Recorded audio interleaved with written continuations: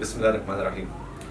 آج ہمارے پروگرام کہاں کھڑا ہے کوہستان میں یہاں کی جانی پہچانی ایک سیاسی شخصیت سابقہ MP عبدالستار صاحب کو ہم اپنے پروگرام میں ویلکم کہتے ہیں۔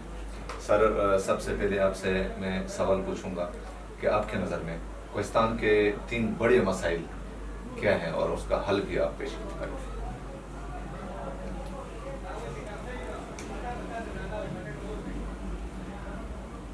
آپ کا سوال بڑا اہم ہے اور انٹرسٹنگ بھی ہے۔ شاید ایک ہی جواب میں اس کو میں سبب نہ کر سکوں۔ کوہستان 1976 میں بنا یہ ضلع، تو اس حوالے سے اگر ہم پاکستان کے دوسرے اضلاع کے ساتھ ہم کمپیئر کریں تو ہماری جو لائف ہے ٹوٹل قومی تعمیر کی، یہ 76 کے بعد یہ ہماری عمر ہے کوہستان کی۔ اس لحاظ سے اگر دوسرے علاقوں کے ساتھ کمپیئر کریں تو مجھے یاد ہے کہ اس علاقے میں ایک استاذ تھا پورے علاقے میں، اس کے علاوہ کوئی تعلیم میں کوئی استاذ ٹیچر نہیں تھا۔ لیکن جب میں اس کو اپنی زمانے تعلیمی سے آج تک کی جو سفر ہے، قومی سفر ہمارا، اس کو میں دیکھتا ہوں تو میں کہتا ہوں کہ 76 کے بعد 82 سے جو ہم نے تعلیمی سفر ایک طالب علم اور ایک استاد سے ہم نے شروع کیا تھا، تقریباً اس لحاظ سے اگر دیکھا جائے تو تعلیمی لحاظ سے کوہستان بہت آگے گیا ہے۔ باوجود اس میں کہ بہت سے مسائل بھی ہیں، نظام میں ہیں، لوکل کمیونٹی میں ہیں اور ایڈمنسٹریشن میں ہیں، گورننس کے ایشوز ہیں یہ، لیکن سب سے بڑا مسئلہ جو آپ نے بتایا 3 مسائل، میرے نظر میں بنیادی مسئلہ ایک تعلیم کا ہے۔ یہ کامن ہے، صرف کوہستان نہیں بلکہ پورے پاکستان میں تعلیمی شعور اس کی کمی ہے۔ اور اس کے دوسرا جو ہے وہ میرے نظر میں کوہستان کی تعمیر میں سب سے دوسرے درجے پہ جو بنیادی مسئلہ ہے، کیونکہ شعوری لحاظ سے یہ مسئلہ ہے، تعلیمی لحاظ سے یہ مسئلہ تعلیم بڑا مسئلہ ہے، اور دوسرے لحاظ سے میں کہوں گا کہ کوہستان میں ایکسس نہیں ہے۔ انڈس ریور کے ساتھ جو کیچ ہے، اس کے ساتھ جو کوہستان لنک ہے، کوہستان کے مختلف وادیوں میں ایکسس نہ ہونے کی وجہ ہونا، یہ بھی دوسرا بڑا مسئلہ ہے۔ میں اس بات پہ یقین رکھتا ہوں کہ جب کسی علاقے میں کمیونیکیشن ایکسس نہیں ہوگی تو وہاں پہ تعلیم بہتر نہیں ہو سکتا ہے، وہاں پہ ہیلتھ بہتر نہیں ہو سکتا ہے، وہاں پہ تمام سیکٹر جتنے بھی ہیں اس میں امپرومنٹ نہیں آ سکتی ہے۔ تو اس لحاظ سے دوسرا میرے نظر کمیونیکیشن یہ بڑا مسئلہ ہے، اور تیسرا بڑا مسئلہ میرے نظر میں سیاسی شعور،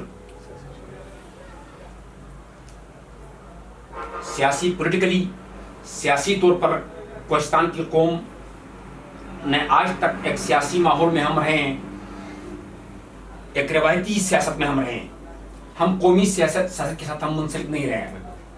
قومی دھارے میں پولیٹیکل پارٹی بیس پہ ہماری سیاست نہ ہونے کی وجہ سے کچھ نئے ماڈل متعارف ہو رہے ہیں کوہستان میں، جس کی وجہ سے ایک رکاوٹ میرے خیال میں یہ ایک بات بھی ہے۔ میں اس کو بھی تیسرا درجہ دوں گا، تعلیم، کمیونیکیشن اور پولیٹیکل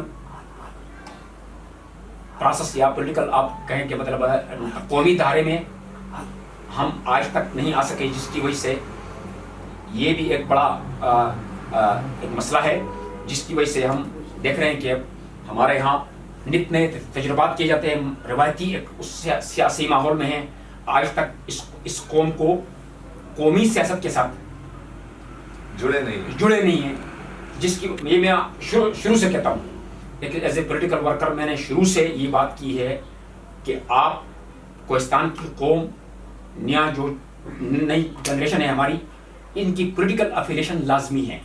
پولیٹیکل افیلیشن اس لیے لازمی ہے کہ سیاسی عمل، سیاسی جماعتوں سے وابستگی سے جو علاقائی مسائل ہیں ہمارے، اس کا علاج ممکن ہے. جو علاقائی قومی تعصبات ہیں ہمارے ہاں، علاقائی تعصبات ہیں ہمارے ہاں، لسانی تعصبات ہیں ہمارے ہاں، بیلٹ کا جو ایک تصور ہے یہاں پہ، اس بنیاد پہ سیاست کا محور یہی کچھ تعصبانہ کچھ انداز میں مطلب یہ 3-4 دائرے ہیں. اس کی علاج ان ساری چیزوں کو اس قوم کو نکالنے کے لیے اور قومی دھارے میں شامل کرنے کے لیے، پاکستان کے ساتھ شامل کرنے کے لیے میرے خیال میں علاج یہی ہے اس کا کہ لوگ مختلف سیاسی جماعتوں میں آئیں، سیاسی جماعتوں کی پلیٹ فارم سے اپنا کردار ادا کریں تاکہ وہاں سے لیڈرشپ پیدا ہو جائے، پولیٹیکل ورکر پیدا ہو، اس کے بعد لیڈرشپ پیدا ہو اور یہ قومی دھارے میں آئیں. تو یہ ایک مسئلہ میرے خیال میں اس کا حل یہی ہے کہ اس مسئلے کا کہ ہم قومی دھارے میں آنا چاہیے. دیکھو ایک بات میں بتاؤں، گلگت بلتستان میں امن و امان کا بہت بڑا مسئلہ رہا گزشتہ 2 دہائیوں سے.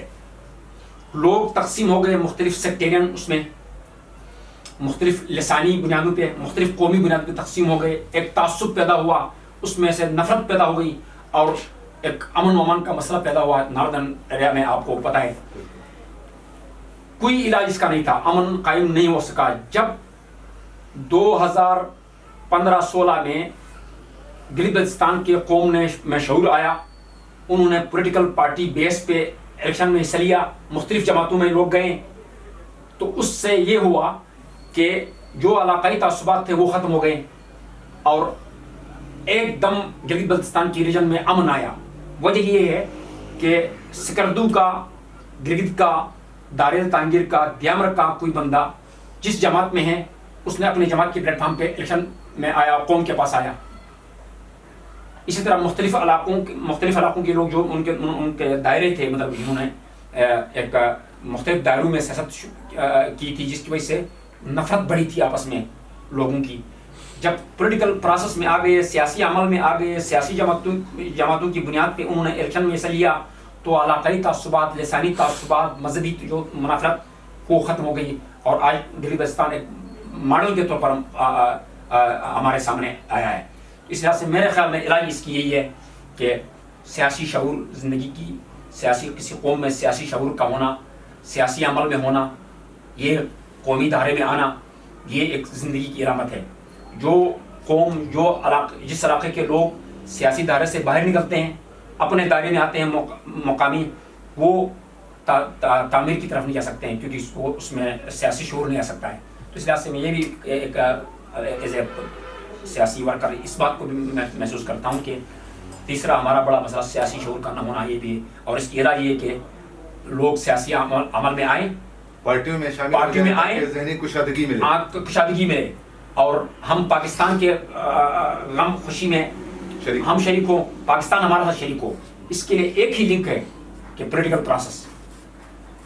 آپ کو پتہ ہے کہ کوہستان میں مختلف تجربات ہو گئے ہیں جس کی نقصانات ہم نے دیکھا ہے.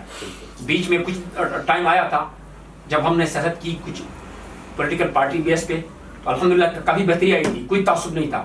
آج پھر وہ پروسیس تھوڑا ریورس ہوا ہے، کچھ روایتی انداز میں کچھ نئے طریقے مطلب لوگوں نے مطلب وہ کیے ہیں اور جس پہ پوری قوم چل پڑی ہے، جس کی وجہ سے تھوڑی ہماری کمیونٹی میں دوری پیدا ہوئی ہے. دوری پہ وہ اپنایت نہیں ہے جو پہلے تھا. اس لحاظ سے میں پھر بھی کہتا ہوں کہ اس کی علاج یہ ہے کہ لوگ پولیٹیکل سیاسی عمل میں آئیں، قومی دھارے میں آئیں اور سیاست کریں تاکہ ورکر بھی پیدا ہو اور لیڈرشپ بھی پیدا ہو. بڑی مہربانی. Thank you. مہربانی.